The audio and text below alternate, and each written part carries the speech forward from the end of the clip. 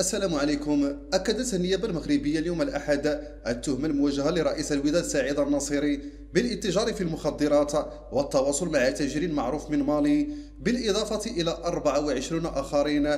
وكان قضاء التحقيق بمحكمة الاستئناف بالدار البيضاء قد أمر بإيداع الناصري وآخرين في السجن الاحتياطي، وذلك وفقا لبيان نائب وكيل العام للملك لدى محكمة الاستئناف بالدار البيضاء، والذي لم يذكر أسماء باقي المتهمين.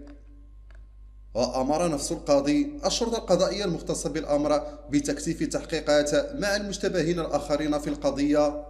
وفي تصريحات لوكالة الأنباء الإسبانية، أشار محامي الناصري إلى إيداع موكليه يوم الجمعة الماضي في سجن عكاشة بالدار البيضاء.